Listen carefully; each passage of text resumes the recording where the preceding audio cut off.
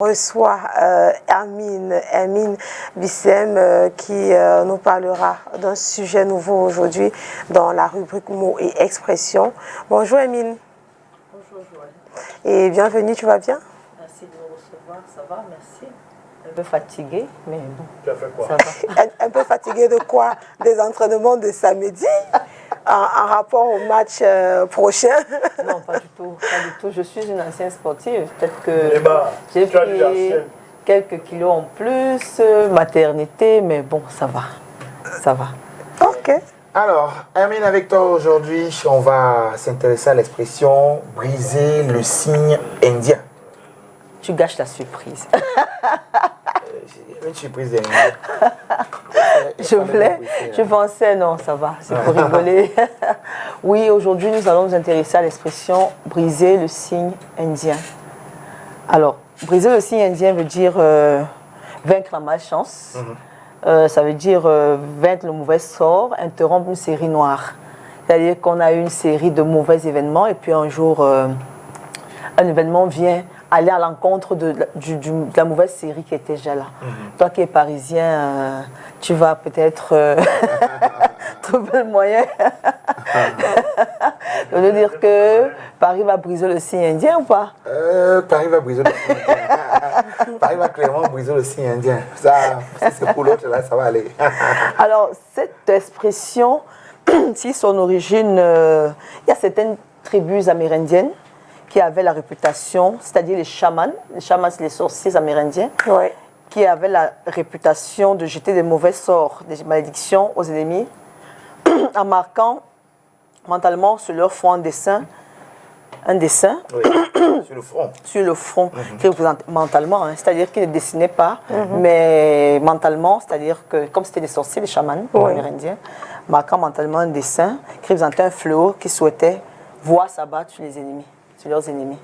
Mentalement. Ok. Mentalement, c'est-à-dire qu'ils ne venaient pas forcément dessiner. Donc le sur dessin n'était parfois pas visible. peut-être pas visible. Peut-être pas visible. Oui, mais comme c'était des sorciers, on se disait qu'ils pouvaient mentalement vous jeter un sort. Ok. Voilà, Donc c'était ça. mystiquement parlant. alors. Oui, c'était à la guerre comme à la guerre. Ouais. Donc on est en guerre, on utilise les moyens dont on dispose. C'est ça. Donc c'était ça le signe indien.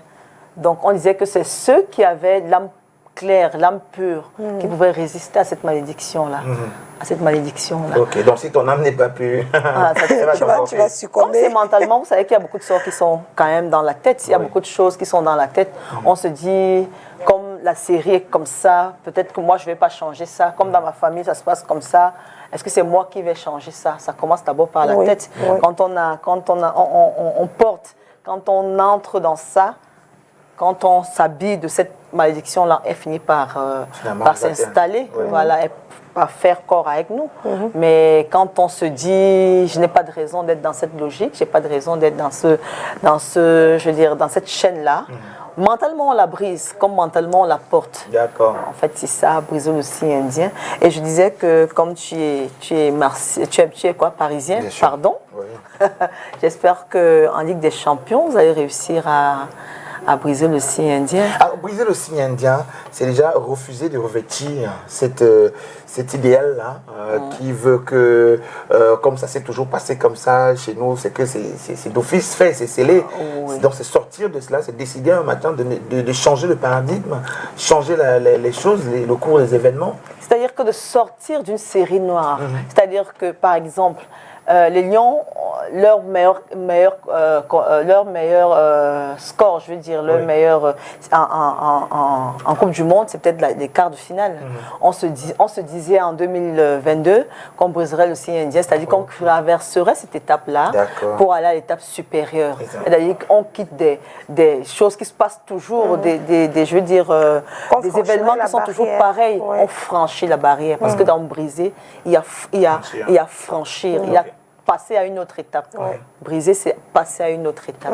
C'est-à-dire que la série noire se termine voilà, à partir de ce moment-là. Voilà, c'est ça. C'est une très très belle expression. Je l'aime beaucoup parce que ça répond à des situations du quotidien et parfois voilà, des personnes peinent à se revêtir de ce moral, parce qu'au finish, il y a derrière l'expression qu'Amy nous apprend aujourd'hui, il y a ce côté volonté à vouloir passer à autre chose, à vouloir franchir la barrière, à vouloir s'échapper. Je ne sais pas si le terme échapper pourrait se dire dans cette s'échapper d'une situation qu'on aurait toujours vécue. Et moi, c'est cette partie-là qui m'envoie ravie ce matin.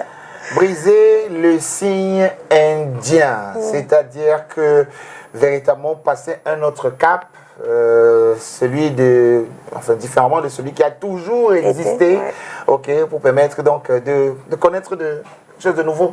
Et de bien, parce que le nouveau, c'est de nouveau et de positif. C'est-à-dire que quand on brise, on passe à quelque chose de mieux, de positif. Parce que le signe indien, c'est négatif. Oui, hein. c'est ça. C'est péjoratif, c'est négatif. Donc quand on le brise, on passe à quelque chose de bien, de positif. C'est ça qu'il faut retenir de cette expression. Et voilà. Alors, briser le signe indien pour vous ce matin, peut-être ce sera le leitmotiv, qui sait, pour cette journée qui commence ce matin et peut-être la semaine, au bout de la semaine. Bien sûr. Alors, ce matin, on le prenant de signe bien indien. sûr, si tu as toujours eu des situations malheureuses en amour. C'est ça, non? En amour, il vaut mieux utiliser l'expression pour se dire je vais briser le signe indien de l'amour. On veut dire, il y a des gens qui disent qu'ils ne sont pas heureux en amour, c'est-à-dire qu'ils accumulent des relations pas bien, je veux dire, pas bien. Un jour, on tombe sur quelqu'un de formidable, quelqu'un, on pense qu'il nous correspond réellement, c'est-à-dire, on a brisé le signe indien, c'est-à-dire, on pense qu'on était maudit en ayant toujours de mauvaises rencontres, de mauvaises compagnies, et un jour, on tombe sur celle qui nous correspond, celle qu'on pense que elle est faite pour nous, du coup, on pense qu'on a brisé le signe indien. Même si au début de la relation, on dit toujours que c'est la personne qui me correspond. Ce n'est pas le début qui fait... Et qu'à la fin de la relation, on dit de l'autre que je crois que c'est toi qui me correspond. Mais pourquoi c'est toujours comme ça, Amy? C'est quand même curieux, cette histoire-là. Ah bon, on est dans la relation, on se dit, ouais, c'est ça, j'ai trouvé vraiment ma personne, mon âme, c'est ABCDZ.